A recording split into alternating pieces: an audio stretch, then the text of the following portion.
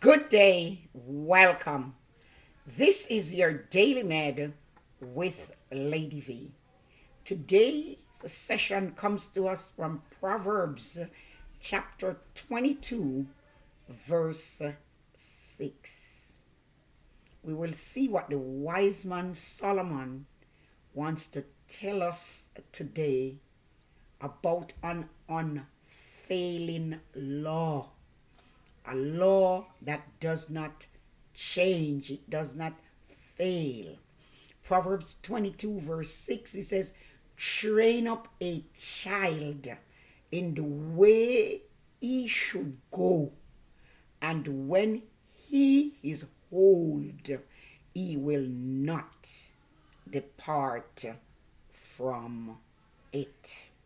And as we say, this is an unfailing law. The usual interpretation of this proverb is that if you train up a child properly in the way this child should go, he or she will not, he or she will go on well later in life. But if not, this child will take the wrong way and make the wrong decisions in life.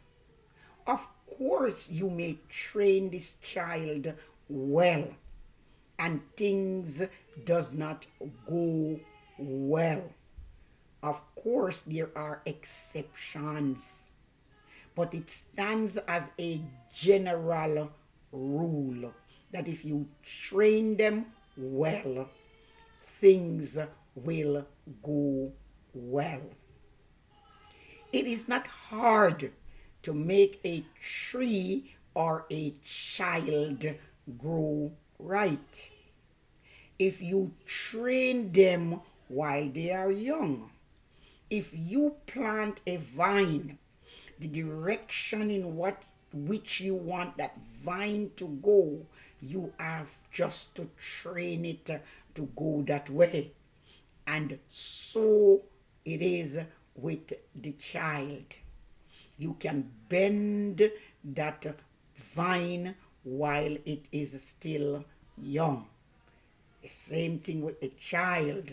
You can bend or train that child while they are young. But to make them straighten out after we have allowed things to go wrong, it's not an easy matter. I draw your attention to what Susanna Wesley, the mother of Charles Wesley and John Wesley, and she bore 15 other children. She gave us a few rules that she followed in training her children. One, she says, subdue self-will in a child and thus work together with God to save the soul of such child. Number two, she says, teach him or her to pray as soon as they can speak.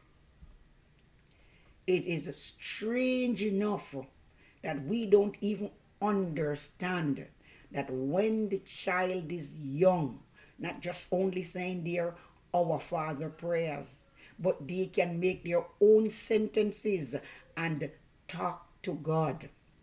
They have faith in their pure hearts to believe that what they ask of God, God would do it. So let them speak to God in their own terms, in their own language. So we teach them to pray.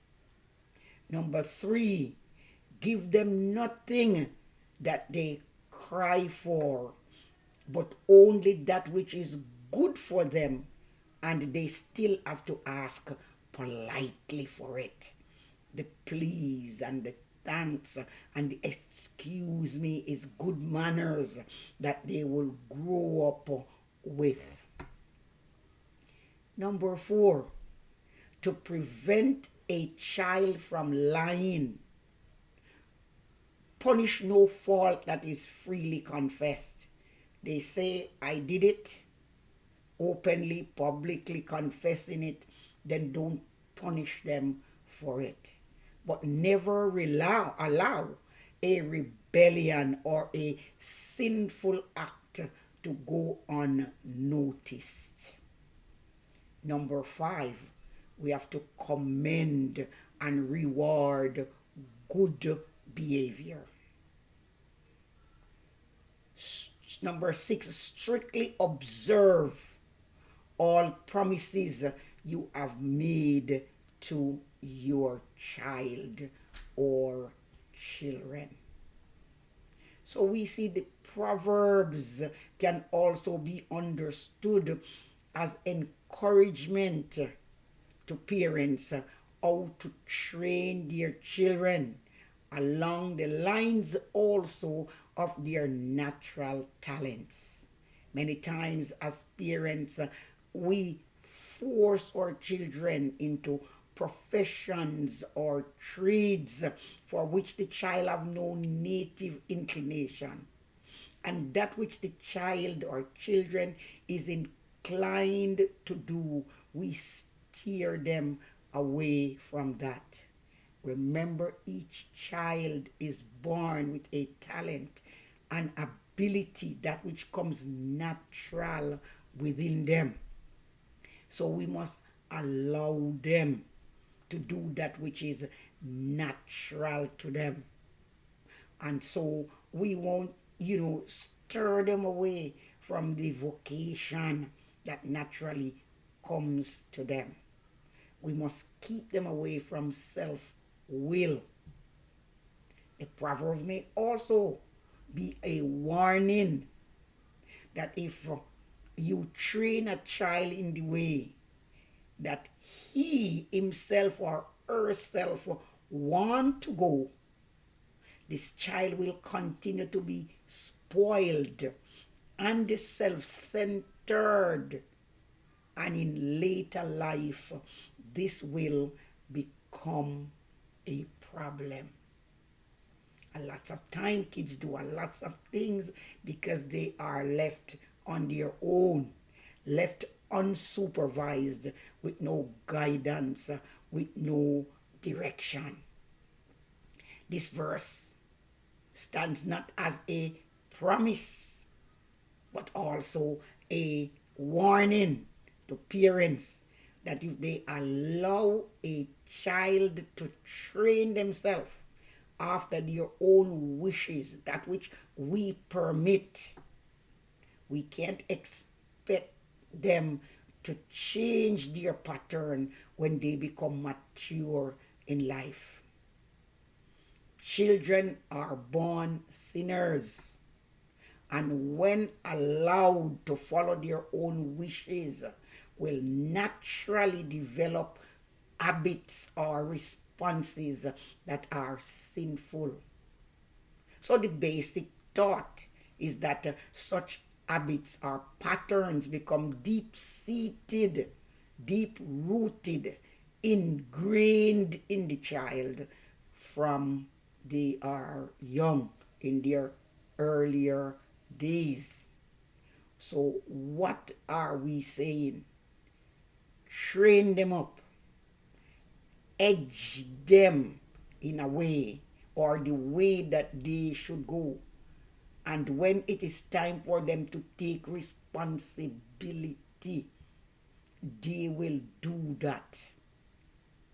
The way or the path, when this child comes to it in life, when he is no longer under his parents' guidance, because this child was given a series of instruction on every step he or she is to take, then they will make the right and responsible decision.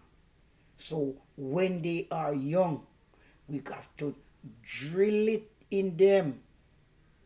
We have to tell them, this is how you perform your duties. This is how you escape dangers. This is how you appreciate the blessings of the way or the things that you were taught. We indeed would be stamping these lessons deep on such child or children's soul, and would lead them to practice the right thing until it becomes a part of their nature. We want to bathe them in prayer and instill the fear of God in our child or children. And the scripture says, when they become old, they will not depart from this way, from the instructions and the guidance that has been given to them. God bless you today. Thank you again for watching, and may God bless the youth.